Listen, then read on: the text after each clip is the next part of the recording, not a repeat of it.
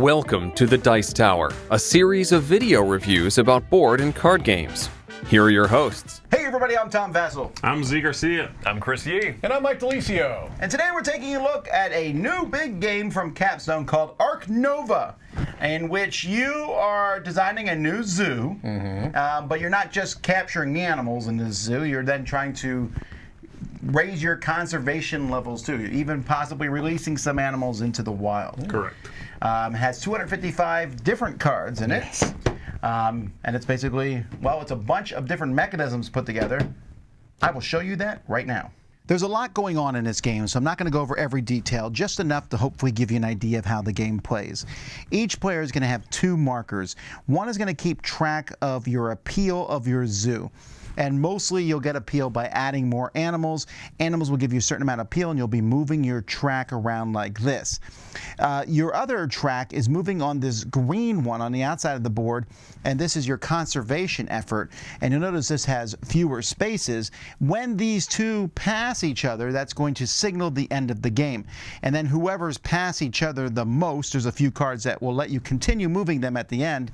The farther apart they are is who determines who the winner is. If you're the only person to pass, you win. Otherwise, whoever passes farther is the winner of the game. The game revolves around each player's own little zoo here. So this is my zoo. And as the game progresses, you're going to be building different enclosures into your zoo and filling them with animals. You're doing so using this river of cards down here. So you notice there's a card, and above each card is a number 1 through 5. At the beginning of the game, your animals always starts in 1, the other 4 are random. On your turn, and the game's just going to keep going around the table one at a time, you're going to pick a card, take the action of that card, associate it with the number that's there, then you'll move that card to number 1, moving the other cards up.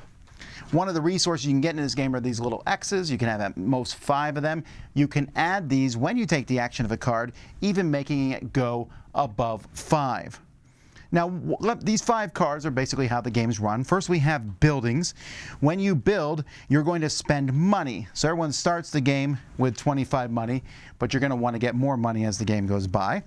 And you can build one building. You can build a building up to size whatever's here. So here I could build a building up to size 3. So there's a size 2 building. I would pay 2 per each space. So this would cost me 4. My first building goes on the outside. After that, each building, let's say later on I built a level 3 building, or even maybe went up and built this level 5 building, each building must touch one of the other buildings. You can't go in the rocks or the water, but you can cover up these different spots in the board, which will give you bonuses. Draw a card, get one of those X's, get 10 money. So you're trying to cover bonuses, but also build these enclosures. You're trying to cover up this whole board because it will give you 7 appeal if you do so. Now, there are special buildings each player has, for example, a petting zoo that you can build, and then there's the aviary and reptile exhibit that can be built later on over the course of the game. You can also build little kiosks or pavilions.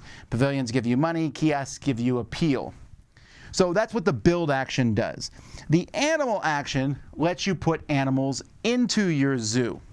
So animals are going to come from the cards in your hand. Players are going to start with 4 cards. You'll get more as the game goes by. Some animals are pretty easy to put out there. This one costs 12 to get the dusky leaf monkey, and it needs an enclosure of at least size 2. So if I have a size 2, I would turn it over and pay the 12. But if I didn't have a size 2, I could turn over a size 3 or even a size 5. It doesn't matter as long as it's big enough. Animals will give you different icons. They'll give you an appeal. This one gives you 5 appeal and has a special ability. This one's clever. This says after finishing a current action, you may place any action card on the number 1 spot, shifting everything else.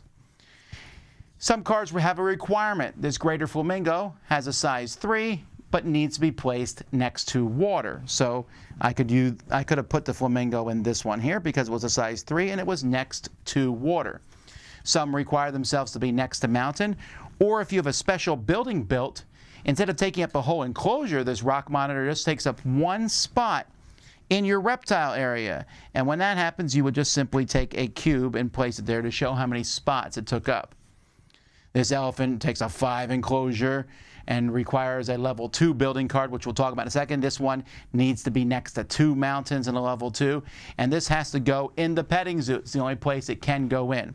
Some other animals will have various requirements that you need to have icons. You'll see there's different icons. Sometimes you'll need to have those icons to even put that animal in your zoo. Then there are sponsor cards. Let you play the sponsor actually lets you play sponsored cards from your hand. These sponsored cards are free to play as long as the sponsor is at that number or higher. So you simply play the card in front of you. Some of them are pretty basic. The Science Institute just gives you 2 science symbols, letting you play other cards. This federal grant is going to add 3 to your income. Immediately gives you 3 and gives you an extra point at the end, an extra movement on the conservation track if you've reached 9 on your reputation. This one here is going to give you an immediate appeal for every predator that you have in your zoo, and during the income phase will give you more money if you have enough predators in your zoo. And I'm showing you 3 out of dozens and dozens and dozens of cards that you can play. These are special ability type cards. Sometimes some of them even come with their own special, like I might get a turtle sanctuary and it comes with its own tile that goes in my zoo and gets added to everything. So there's several special tiles that go with specific cards that you can play. The next card is the association card, and this lets you do an association task. You're going to take one of the people that you have. At the beginning of the game, you only start with 1, and you'll place it on these spots. This moves you up the reputation track, which I'll show you later. This gives you a partner zoo in another country. When you get a partner zoo, you're going to place it here. That's going to give you a discount of 3 on animals that have that icon on them. And also, as you cover up these different spots, you're going to get bonuses. The same thing can be said when you go over here. You can get a university. This gives you a bigger hand limit, moves you on your reputation track, and these give you science symbols. And then, very importantly, if you take the level 5 action, you can contribute to a conservation effort. So the game starts with these out there, but players have a chance to play more of them from their hand if you draw some into your hand. If you meet one of these, let's say, for example, this requires reptile icons in your zoo. So let's say I have 4 reptile icons in my zoo. I'm going to be able to place a cube on here, which moves me up the conservation track. This is one of the main ways to move up the conservation track. Not only that, the cube is going to come from one of these spots here, which are going to give me some immediate benefits, give me another worker that I can have a chance to place, give me some cash or X's, or give me an immediate benefit, but also this will add to my income during the income phase. So putting on this association board is going to help make your other actions better. You're also going to want to draw more cards. That's what the card action does. Depending on what number you play, it's going to let you draw a certain number of cards and discard them. Or you can snap if you play level 5. Snap simply means you can take any of these face-up cards wherever they might be on the board. Now, you'll notice at the top here it says break 2. And incidentally, on the sponsor card, you can always break the number it's at and gain that much money. And what that means is you'll move this break token down that many spaces on this track. When the break token hits the end of the track, whoever makes it go there gets an X, and it basically ends a round. Players will have to discard down to 3 cards, or 5 if they have that university. You'll refill any of the empty spots here so that players have a chance to get them again. You'll discard some cards in the lineup up here, and then everyone gets income. Next to the spot where your appeal is your base income. So if this player is on 21 appeal, they would get 17 income, plus any cards that give you income. Once that happens, the break tokens reset and players keep going. One of the very cool features of the game is, as you do different actions, sometimes an action, like for example getting your 2nd level partner zoo, getting your 2nd university, will let you upgrade one of your cards, and you can flip it over to level 2. And over the course of the game, you'll be able to, if you play the game perfectly, you'll be able to upgrade 4 of your 5 cards. So when you do that, for example, the animal card lets you play 0 at level 1, but when it's at level 5, you can play 2 animal cards. But when you flip it over, the numbers change. And as you saw earlier, that elephant card that I had could only be played if I have a level 2 animal card. So that's the only way to get an elephant in your zoo. The cards here lets you not only draw more cards, but lets you draw cards from your reputation range. So we've been talking about reputation a bit here, and there's a reputation track that each player is on, and you'll move down here. What this does is as you move farther down that track, it gives bonuses, of course, but also as you move down that track, when you draw cards, instead of drawing cards from the top of the deck, or in addition to, you can draw any of the cards that you are passed on here, which is sort of like the snap. If you double on the build, you can build more than one building when you're building in your area. You can build on top of these spots that normally you can't build, and this is where you can build the large bird aviary or the reptile house. In the sponsors, you get more money. You can play more than one sponsor card. And then the association, you can do more than one association task, and you can play your own green cards, and you can make donations, which is basically spending money to move up on the conservation track. So that is essentially the basic rules of the game. There's more stuff going on. There's like I said, there's bonuses as you pass different things. There's ways to put a ×2 on one of your cards to double the action on it. And there's different zoos. I'm showing you the most basic zoos. Some zoos have special buildings in that give the player special abilities. And there are ways to play a card to release one of your animals back into the wild. That one just needs a partner. This one here, I can release an animal with an Australian icon into the wild, which makes you lose your appeal of that animal, but moves you up on the conservation track. And so lots of different things and a humongous deck of cards. No game will ever play the same way twice.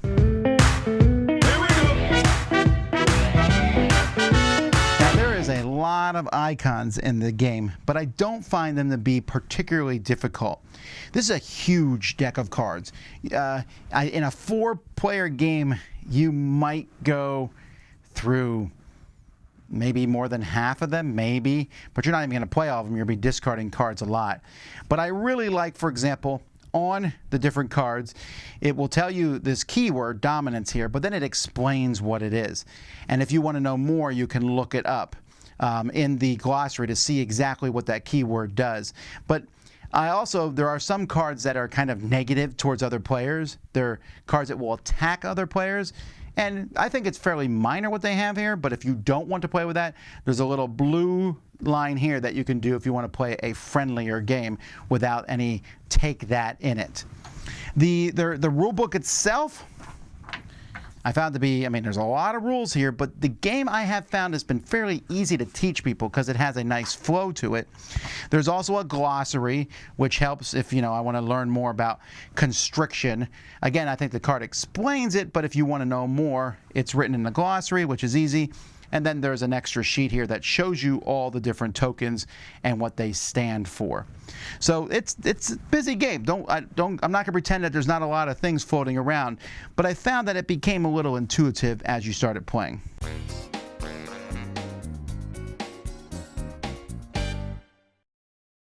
So when I talk about Ark Nova to people who played games before, it's impossible to...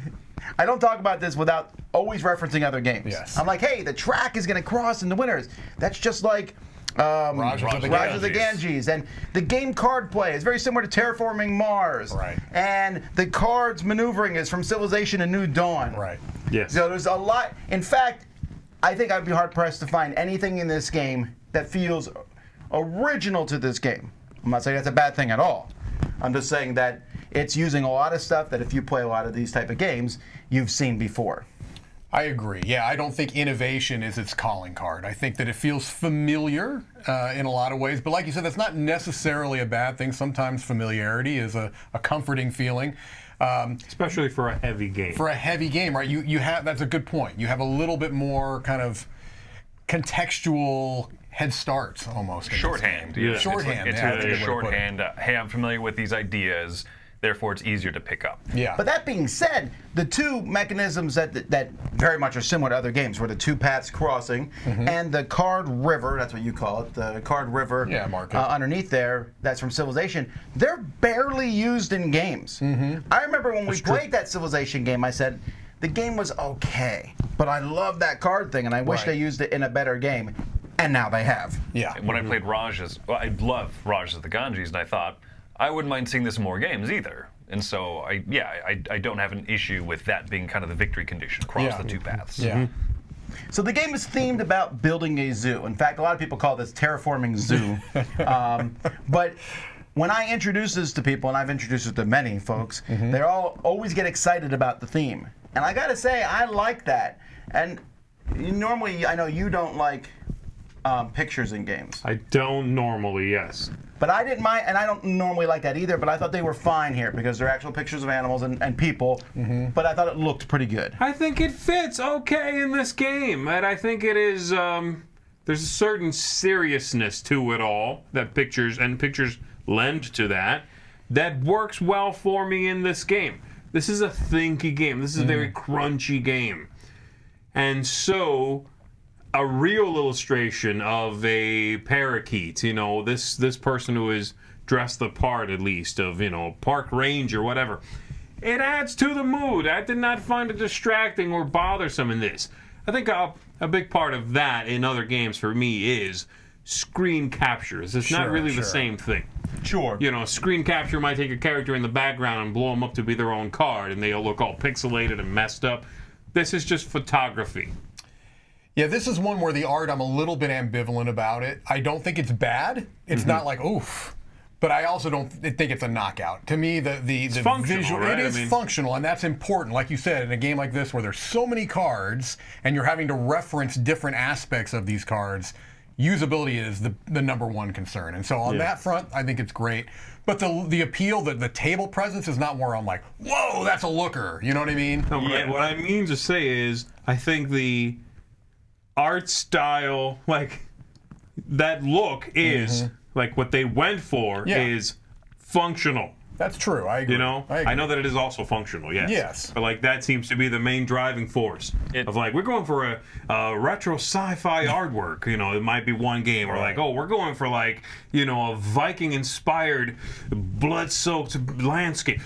Functional is what we're going for. This looks like zoo books or National Geographic for kids or something. Not children's-y, but like there's literally a picture at one point of like a 3rd grade field trip to a zoo, which makes sense. This is about building a zoo. You're going to attract kids to it. It was a little jarring at first to see a bunch of dorky-looking 3rd graders like, we're going to the zoo, and I remember, oh yeah, that's what we're doing.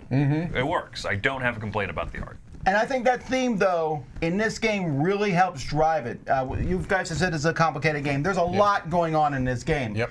But the theme really helps drive home the mechanisms. I am building a building. I am using my government funding power to get these sponsors on board. I have a sister zoo, so therefore getting animals from that country are cheaper for me to bring in. Correct. This animal is a bigger animal, so needs a bigger pen. Right. All that stuff makes sense. And this game has iconography. Yeah. Sorry. You're trying to say both icons and iconography. Right, at the same time. Iconography, equivalent to Race for the Galaxy. There's a lot of icons in this. There are. Yes. But I don't have a problem with them because they make sense thematically, and also a lot of cards explain exactly what the stuff does. They do, and I'm glad that you mentioned that because while playing the game feels to me pretty procedural and mechanical. Sure. The game is a procedural, mechanical feeling game, but the theme kind of helps you with that. So it never feels like burdensome, if that makes sense. I never feel like I'm having to work against the iconography or I don't feel like I'm having to remind myself what things do because everything makes sense. It just makes sense. So I think that they have a nice thematic connection to the mechanisms. And I really like that card thing. I mean, I'll keep coming back to that. I can play with that all day long. I think it's interesting. And when you combine that with the fact that I know the cards in my hand, no one else has them. Yes, And that's very cool. really like that Right. because my zoo has the Bengal tiger in. Nobody else has the Bengal tiger. Yeah. And I like the fact that you can do that, and there's all kinds of cards you can get, and you can try so many different strategies from game to game.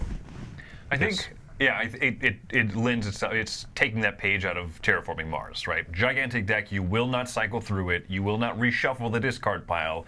You won't get to see things again. If you discard a card, you're never going to get to build it. That's true. You throw that panda away, he ain't coming back. No more panda. And I like that a lot. I think the thing that bothers me a little bit about the the deck of cards is that it's very difficult to draw cards.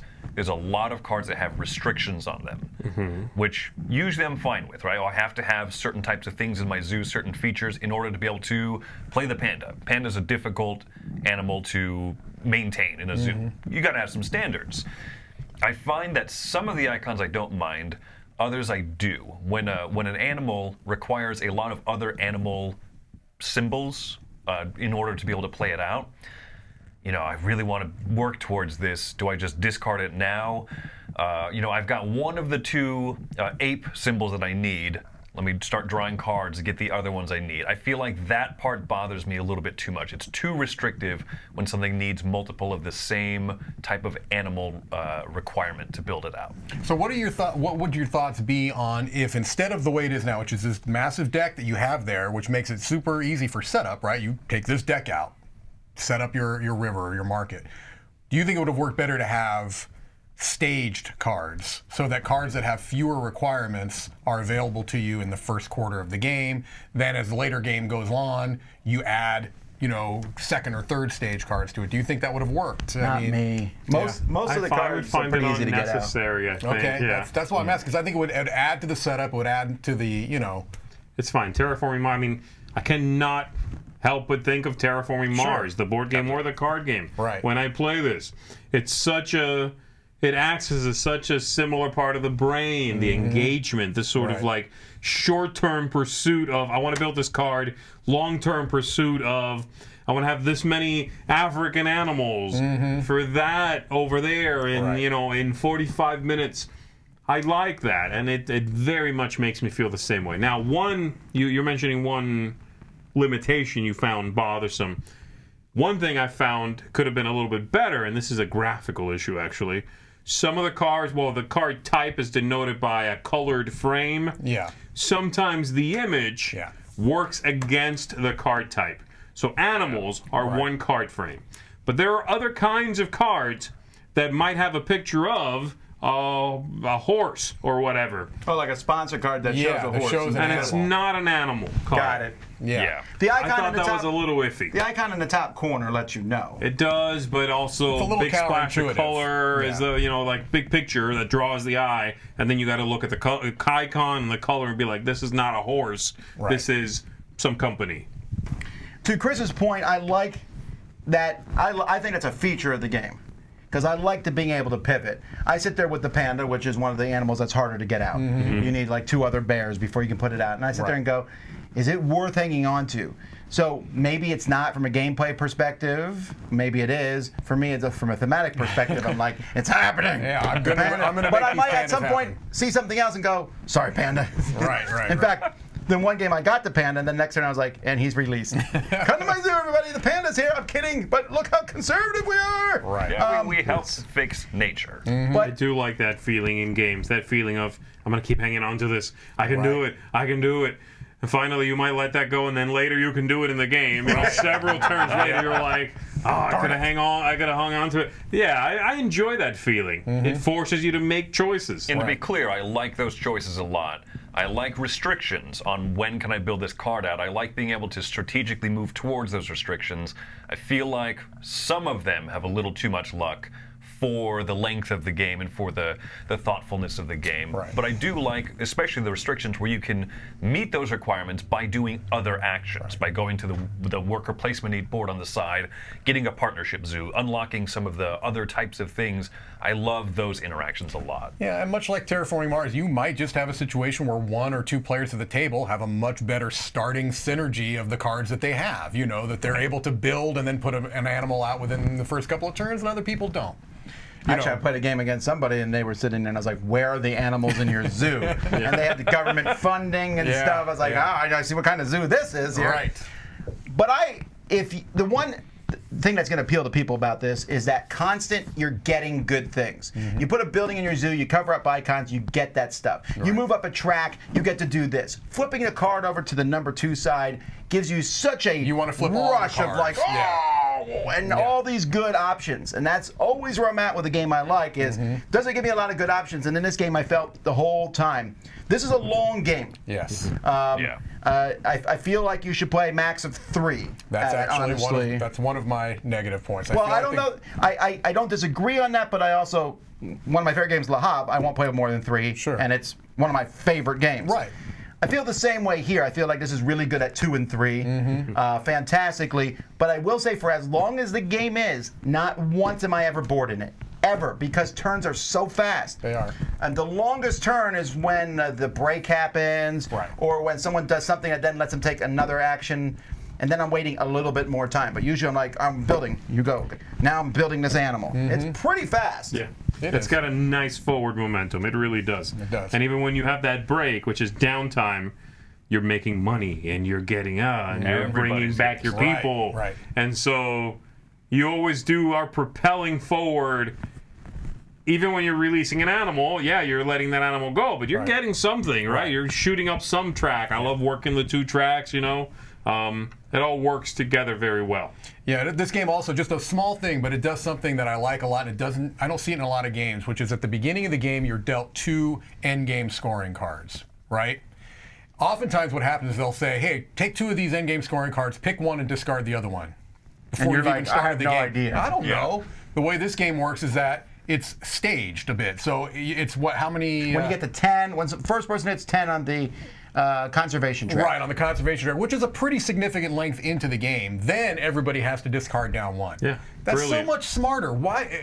That should be the standard in every game That where should you've be the got standard. ones that you're picking at the beginning of the game. And it's a sensible trigger point. It's Right. It's not something arbitrary. It's when someone gets to this point of the game, which means the game has had that forward momentum already. You have an idea of what your park is going to look like, hopefully. I just appreciated that as a design decision, and that's not something that I see in a lot of games. That feels pretty unique to this one. And it's the best of both worlds. It's not you have to pick one at the end of the game to score. Right. It's not what you said. It's somewhere in the middle of the game. You got to make up your mind now. Right. Pick one, work towards it. And another good design decision is the attack cards. They're fairly innocuous in my opinion. They're annoying. Right. I play a card against you, I've annoyed you, you now have to pay 2 or whatever, or this card is a little bit less valuable. But you can choose at the beginning of the game to not play with those, and then it has another bar of text there, which is also a good thing to do. You don't have to take them out of the deck. Yes. That's nice. It's just an alternate way to play that card. It's the solo mode effect. I will say of the every cards. You game know, I played with this so against. far, people have chosen to play with Take That, and nobody at the end of the game said, I wish we hadn't. None of them are like game breaking or No, they're not. crushing. They're not. I'm stealing your animal. Right. That kind of thing. That would I'm be burning too... down a building of yours. You know what I mean? Yeah. That's Arson the, card. that's you know? the expansion. Right, this right. time it's war. All right, Chris, what do you think? I'm of 2 minds because I really enjoy the game. I really enjoy pretty much every mechanism in it. It also just is a little bit longer. We've talked about how it's so hard not to compare this to other games. I love Terraforming Mars, but I play this and I think this one could have been a little bit quicker than Terraforming Mars is, and it's not quite there. I mean, it maybe with more plays, and maybe with more plays that with people that particularly know it, but I have so much fun with the card manipulation that the action driver of the game is so enjoyable. And I like that it's not just drawing cards off the top as you progress throughout the game. You get more access to the stuff that's face up on the table. I think that's good, and that's a small compensation for my earlier complaint about not being able to draw too many cards over the course of the game. So I think I'm coming in at an 8 because it's very, very fun, good theme. And I feel like almost everything matches really well with the theme. So I'm liking it. I want to play it more. All right, Mike? Boy, it's going to be very similar. We actually have very similar thoughts. My main beef about it is I do feel like it's a bit long for what the experience is, because I feel like 3/4 of the way through the game, you've kind of done everything. You know what I mean? I feel like I'm ready at that point. Let's get this to a close. But what you're doing is fun, and you're right. The downtime is not a huge issue. It's this kind of like constant little endorphin hit every time you do something. Everything you do feels good, And but it doesn't feel like arbitrary. It's not one of those point salad. It's like, oh, I play a card, I get 3 points. It's not like that. But everything you're doing is that forward momentum, and that's a really strong feeling. I just wish it was maybe a quarter shorter. I'm also at an 8. I think it does a really good job as a total package, but a little shorter. Okay, well, paint me bright red and call me a parrot, because I was hoping I was going to go after Chris, because I was going to just, parrot what you were saying. I feel the same way as you guys do, largely. I like it. I think it suffers for me in my head because I know Terraforming Mars. Yeah.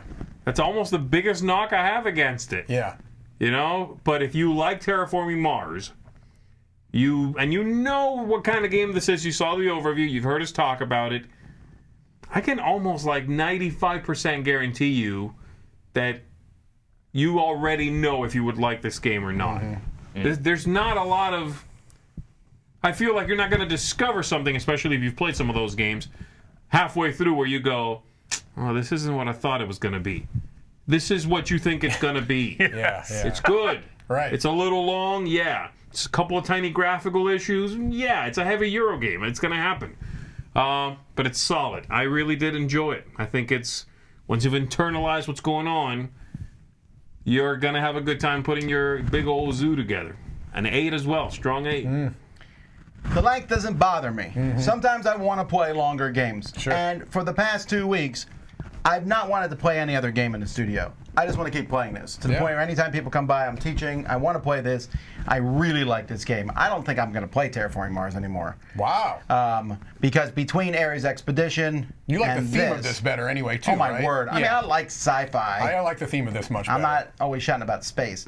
But I love... I love zoos. Yeah. I really do. I like the idea of building a zoo, but that card river, the upgrading the cards, the making the choices as to, I like the getting an animal and then releasing it. The 2 tracks. It takes my favorite mechanism of a bunch of games and puts them together in a theme that you love. And it does the one thing I love about these style of games is you give me a plethora of good choices.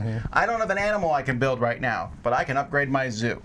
And I really disagree with you where you said that you were running out of things to do in the end. I'd be like, I'll make my zoo bigger. No, that wasn't I was running out. I just felt like I was doing the same thing. Yeah. No, but there's a hard switch at one point where you start releasing animals and, going towards the conservation side.